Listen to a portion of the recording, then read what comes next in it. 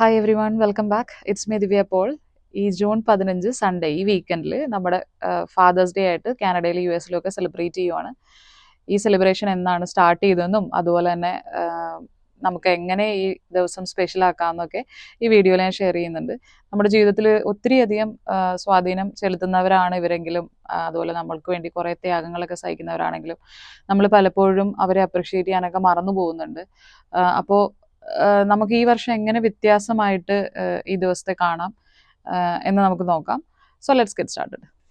1910 June 19 സ്പൊക്കേൻ വാഷിങ്ടണിലാണ് ആദ്യമായി fathers day ആഘോഷിച്ചത്. സോണോറ സ്മാർട്ട്ഡോഡാണ് ഈ ആശയം മുന്നോട്ട് വെച്ചത്. തൻ്റെ അമ്മയുടെ മരണശേഷം 6 മക്കളെയും ഒറ്റയ്ക്ക് വളർത്തിയ പിതാവിനോടുള്ള നന്ദി സൂചകമായിട്ടാണ് ഈ ദിവസം ആചരിക്കണമെന്ന് അവൾ ആഗ്രഹിച്ചത്. ഈ ഫാദേഴ്സ് ഡേ എങ്ങനെയാണ് നമുക്ക് സെലിബ്രേറ്റ് ചെയ്യാൻ പറ്റുന്നത്? അവർക്ക് വേണ്ടി ക്വാളിറ്റി ടൈം സ്പെൻഡ് ചെയ്യുക, അതുപോലെ തന്നെ ഗിഫ്റ്റ് മേടിച്ചു കൊടുക്കുക, അതുപോലെ കാർഡ് കൊടുക്കുക, ഇങ്ങനെ ഓപ്ഷൻസ് ഒക്കെ ഒത്തിരി ഉണ്ട്.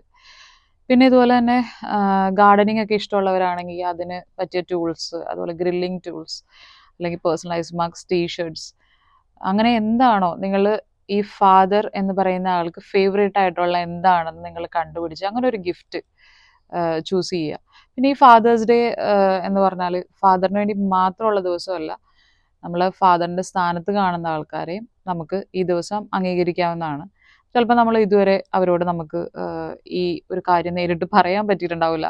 ഫാദറിൻ്റെ സ്ഥാനത്ത് എന്ന് പറഞ്ഞു കഴിഞ്ഞിട്ടുണ്ടെങ്കിൽ നമ്മുടെ ബന്ധുക്കൾ തന്നെ ആവണമെന്നില്ല കേട്ടോ. നമ്മളുടെ പല ആവശ്യഘട്ടത്തിലും നമ്മളുടെ കൂടെ നിന്ന ഒരാളാകാം ആ ഫാദർലി ഫിഗർ എന്ന് പറയുന്ന ആൾ. അപ്പോൾ നമ്മളെ കോൺസ്റ്റൻ്റ് ആയിട്ട് നമ്മളെ സപ്പോർട്ട് ചെയ്യുന്ന ഒരു വ്യക്തി, അങ്ങനെ ഒരാൾ നിങ്ങളുടെ ജീവിതത്തിലുണ്ടെങ്കിൽ ഉറപ്പായിട്ടും അങ്ങനെ ഒരാളെ ഈ വർഷം നിങ്ങൾ ഒന്ന് ഓർക്കണം, അവരെ അപ്രിഷ്യേറ്റ് ചെയ്യണം. ഇവിടെ സ്കൂളുകളിലൊക്കെ കുട്ടികളോട് പറയും ഫാദേഴ്സ് ഡേ ആണ് വരുന്നത്, അവർക്ക് വേണ്ടി എന്തെങ്കിലുമൊക്കെ ഉണ്ടാക്കണമെന്ന്. അപ്പം മോനാണെങ്കിൽ 2-3 ദിവസം മുമ്പ് വീട്ടിൽ വന്ന് പേപ്പറൊക്കെ വെച്ചിട്ട് വിൻമില്ലാണ് ഉണ്ടാക്കിയത്. സിസേഴ്സ് ഒക്കെ വേണമെന്ന് പറഞ്ഞ് പേപ്പർ, സിസേഴ്സ്, ഗ്ലൂ, ഇത്രയും സാധനങ്ങളാണ് ആള് ചോദിച്ചത്.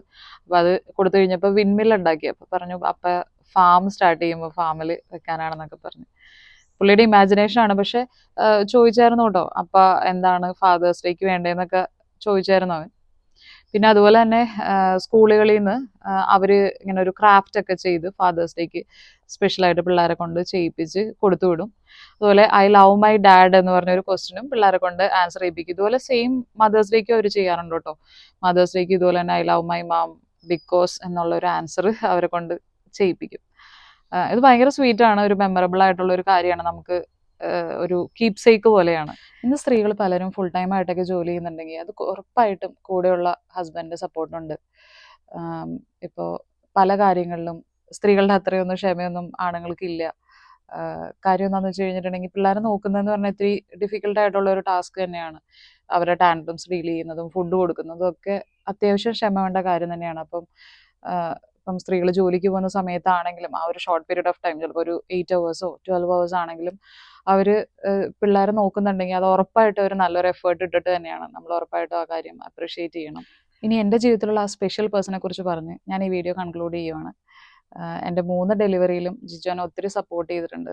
ഡെലിവറി കഴിഞ്ഞിട്ടാണെങ്കിലും കൊച്ചിനെ കുളിപ്പിക്കുന്ന കാര്യമൊക്കെ ജിജു ആണ് മാനേജ് ചെയ്തേക്കുന്നത്.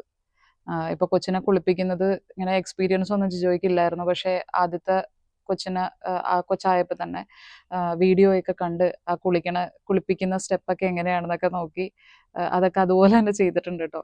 ഇപ്പം നാട്ടിലാണെങ്കിൽ നമുക്ക് ആരെങ്കിലുമൊക്കെ സഹായത്തിനുണ്ടാവുമല്ലോ, ഇവിടെ നമുക്ക് അങ്ങനത്തെ സഹായമൊന്നും ഉണ്ടായിട്ടില്ല.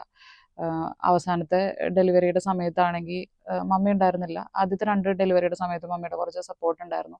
3ാമത്തെ പ്രാവശ്യമാണെങ്കിൽ ഞങ്ങൾ 2 പേരും മാത്രമായിട്ടാണ് ഈ കാര്യം ഡീൽ ചെയ്തത്. അത് അത്ര ഈസി ആയിട്ടുള്ള കാര്യമല്ലായിരുന്നു. പക്ഷേ എൻ്റെ ഹസ്ബൻഡിൻ്റെ സപ്പോർട്ട് കൊണ്ടാണ് അത് ചെയ്യാൻ പറ്റിയത്. അതുപോലെ ഞങ്ങളുടെ വീട്ടിൽ ഗസ്റ്റൊക്കെ വരുന്ന സമയത്താണെങ്കിലും ഞാനൊരു സപ്പോർട്ട് പേഴ്സൺ ആയിട്ട് നിൽക്കുകയുള്ളൂ. ജിജോ ഡയറക്റ്റ് ചെയ്യുന്ന രീതിയിലാണ് നമ്മൾ കാര്യങ്ങൾ മുമ്പോട്ട് പോകുന്നത്. ഇപ്പം ഫുഡ് കൊടുക്കുന്ന കാര്യമാണെങ്കിലും അവരുടെ സ്റ്റേ ഒക്കെ റെഡിയാക്കുന്ന കാര്യമൊക്കെ ആണെങ്കിലും ജിജോ ആണ് മുൻകൈ എടുത്ത് ഓരോ കാര്യങ്ങൾ ചെയ്യുന്നത്. അപ്പോൾ ഇനി നിങ്ങളുടെ ആ സ്പെഷ്യൽ പേഴ്സണെ ഹാപ്പി ആക്കാൻ വേണ്ടിയിട്ട് എന്തെങ്കിലും ഒരു കാര്യം ഈ ഫാദേഴ്സ് ഡേക്ക് ചെയ്യുക. This is me, Divya, signing off. Happy father's day.